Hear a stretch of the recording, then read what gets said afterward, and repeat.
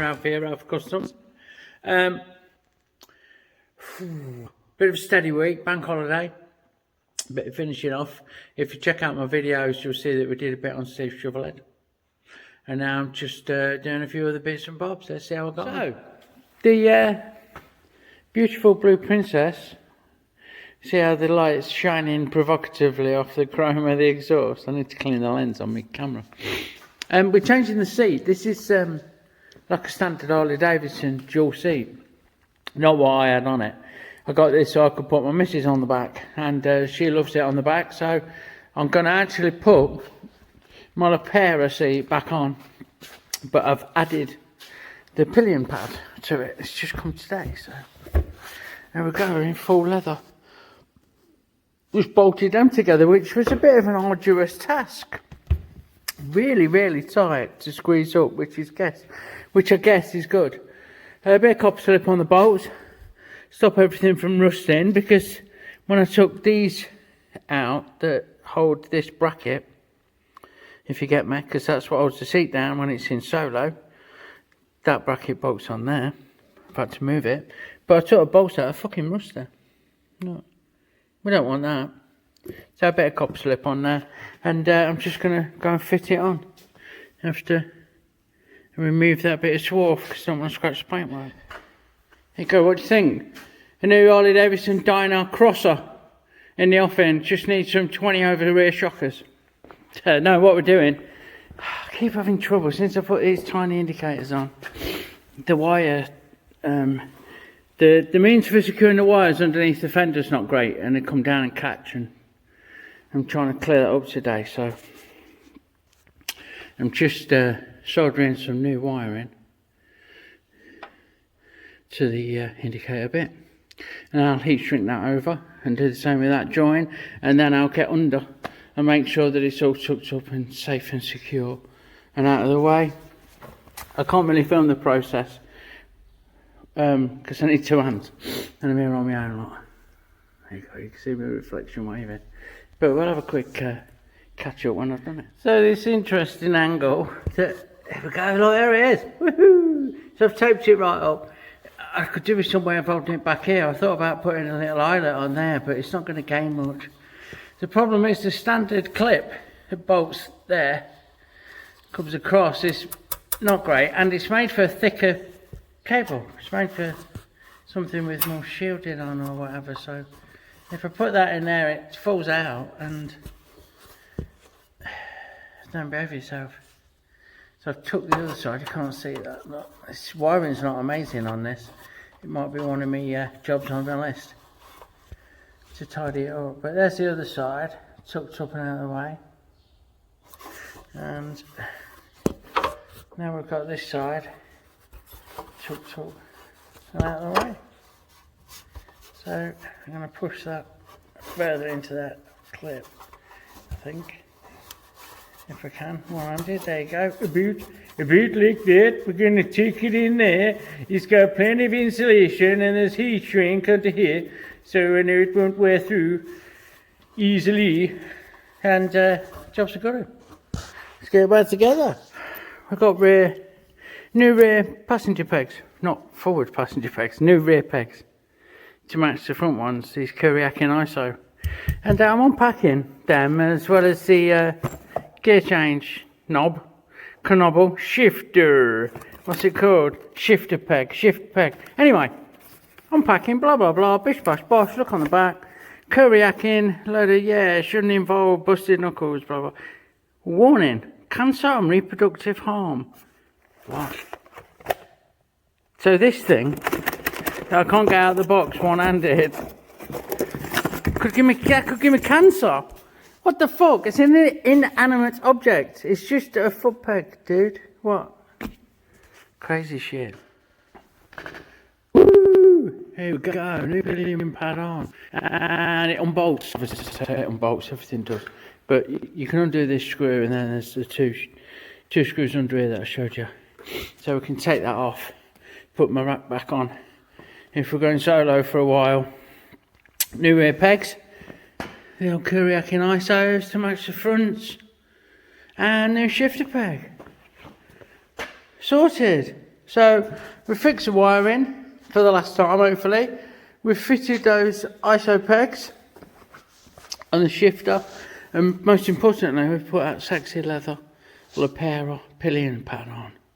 Awesome. That is going to be badass, Arco. Badass. We also, me, that's a little job I got to modify. There's a sissy bar in there. I'll probably video myself doing that. Needs modification. What I'm drawing your attention to is these sexy hold downs with a nut runner on top, so we can use a zip gun to bring them up and down. Bolt down to the bench. There's loads of holes in this bench for the rear axle plate, so there's an option. Or I can drill and tap suitable ones, which I've done here to give me some corners to work to. I've got an upcoming fabrication job that's not on a motorbike, so I can use those for that. And if you check out Joey Collins, my brother from another Mill Creek fab shop, link in my description, and Arco and Heidi out at Outlaw Edge, again link in my description. You'll see that they use these as well. It's a handy dandy idea. Arco posted first, and I thought I'm going to make me some of them, and I've only just got round to it because of this upcoming job. Sorted. We have a delivery which I've been waiting for, eagerly awaiting, and I can't lift it up with one hand. I can't barely lift it up with two hands. Not this. This is a lovely little thing. These are countersink, but they're fluteless, so they don't give a chatter. They give a really smooth countersink, counterbore when you're deburring, and they will go take pride of place over by the pillar drill. Not underneath where they'll catch swarf, but somewhere to one side next to my drill collection. Thus, lovely. What's in here, I'll endeavour to show you once I manage to wrestle it out of this fucker. I'll probably have to cut the box off it because, like I say, it's heavy as fuck. Well, here it is. Well, it is the underneath of it. It's got provision to put slots, these keys are called, aren't they? Keys in. You can screw these in that are going to sit in the slots. Unfortunately, they're too big. My old one's got wee ones, look. My old Vice, bless it, served me well. It's just a bit small. Anyway, it's got little ones. This monster, behemoth of a Vice that I can't move it with one hand. So, yeah, we're going to try and fit the old ones on there, and it'll give us a bit of a thing, and then we'll get it on the table, and we'll give it an indication. Join me in a sec, wish me luck. If I manage to keep hold of both my testicles, we'll get this on there. So, these little dudes that locate in the slots of the bed, the hole in them's too small to take the head of the new screws, so I'm going to try and open them out a little bit on the old pillar drill. And I'm thinking that this is just going to be a near enough help to locate it when you bolt it down job, because it sure as shit is not very accurate.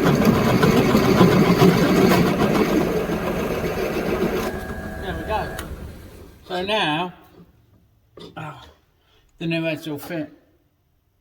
It's not focusing, is it? But there you go. That's what we're over. They're actually in place now. I never intended this to be the job of the day, but put a straight edge, straight edge along them to make sure that they're kind of parallel to each other. And this rotates on the base, so like I said, we'll dial it in once we get it over there. Wish me luck. Let's see if we can mount it. She's mounted. Now, obviously I've lined it up the best I can and tightened fuck proper tight, snug down both sides. These T-bolt, that one's not happy, the washer's deforming. I have to see about that. But what I need to do is check this, and I don't know if the camera's going to pick that up, but there's absolutely no sign of a break between the two jaws until we open it, and there we go. So nice looking. I'll I'll try and show you. What I'm going to do is put a dial indicator, mount it on the collet or on a magnet base or something. I'll do something and we'll get it so that we can check that this back edge is true to the head. Yeah, so it's not twisted. We can move it, it swivels on a base, and I also noticed that feels really nice actually, that there's no index mark where there should be to mark your 90, which is okay because I'll put a centre dot there once I get it 90. Obviously, should you ever twizzle it, then you need to recheck it, dial it back in. Also, what I'm really happy about is it's got threaded holes so I can make some stops. Yeah, and the jaws come off and they can go on top or they can go behind. There's loads of ways. It's really an adaptable, heavy duty bit of kit, and it is probably a bit OTT for the machine that I've got it on. But the old one, as nice as it was certainly a bit too small. So hopefully this will serve well for many, many years to come. I'm going to try and get it dialed in and then I'll demonstrate that to you. And so wish me luck with that as well, eh? Right, so we've got this dial gauge mounted in it's actually a transfer punch. Now it might not be the most accurate thing in the world, but it's the most accurate thing in my world, and it's going to have to fucking do. They're actually pretty good to ground, aren't they? It's a transfer punch, it's not just a bit of straight stock. I did look for an old end mill or a bit of drill rod, but I've got nothing the right size for the older. I've got smaller and I've got bigger, but I've not got that Goldilocks just right. What I'm going to do is move to the end of this jaw and I'm going to wind this back, the crush feed towards me, y-axis, out until it just registers on that dial. Look, if you see the dial, and there you go, it's just moved. It's not focusing very well. I'll tap the screen and see if it'll pick up on it. It's not, is it?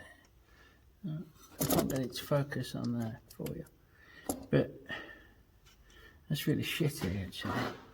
But believe me, it is touching. Now what I can do is go side to side and see how much is out. Look, see it's dropping off there.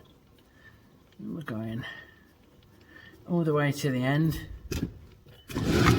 and then we'll split the difference with a movement until we get it cock on, and you can rejoin me at that stage. So we're all good. We're less than a thou out, which will do for me, and that means that we can release everything and bugger, get everything cleared away, and it's ready to put into service. I've got no immediate job for it, but thought, why not, you know, during the holiday, got a spring break. It's not going to come out of there, is it? Look, it's going to hit the vice.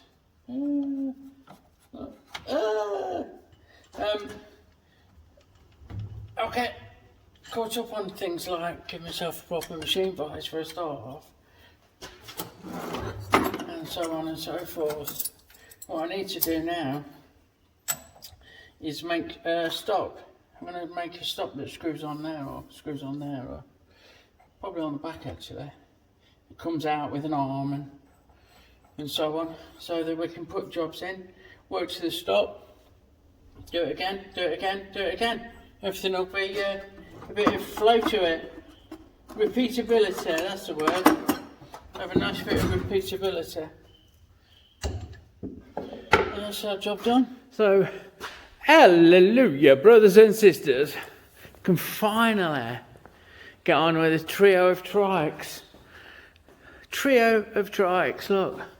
Our John's, our Nicky's at the back, our Kev's at the front. Starting position is pole position. We're going to get it up on 4 axle stands, so the whole thing's off the ground. And then we're going to strip the front end out. and we're going to make the frame straight. The headstock's twisted. That's what the problem is. So we're going to chop it up and we're going to put it back together with everything pointing in the right direction. This is going to be an interesting one. And as if by magic, what am I fucking oh, Kev, I don't think you ever see this. You should see YouTube, but fuck me. If it weren't tight, it would be hanging off. That's what I'm saying. So we've got the worst of the front end out. It's up on axle stands, which will give us some kind of datum, which we're going to use to transfer through to the headstock. Once we've stripped the rest of the crap off out of the way and made it fire safe, so we can get in there and get medieval on its ass. But there you fucking go. Look at that. Wow. Onwards and upwards. There you fucking go. Wow. Busy fucking day. This is what I usually look like. No glasses. I only wear my glasses so I can see close up shit. I don't wear them out in the world. Don't know why I'm sharing that with you. So we've stripped the fucking trike. Not finished. Finish it in the morning. We've done the vice for the fucking milling machine. Bastard. I could hardly pick it up. We've put some pretties and some nice bits on the beautiful blue princess that is my dyno. All in all, you've had a good one. Thanks for watching. Check back again to catch up for more adventures in Trike Land. It's pretty much going to dominate what I'm doing for the rest of the month. A few sprinklings of fabrication, and I know I've got some heating and bending to do tomorrow. Some more trike stripping down to do. And then it's the fucking weekend, so who knows what the weekend will bring. Thanks for watching, everyone. Check out my friends. Check out my fucking friends down below, yeah? Check out Danny at DG Retro Customs. Check out my brother from another at Mill Creek Fab. Fucking I'm losing my mind. Check out Arco and ID at Outlaw. Check out Mike Knight. Check him out. Check out all the links below. Check out Glenn at NZ Mopar. Have a wonderful, wonderful evening. Please like, subscribe, share, do all that. Click on the bell thing.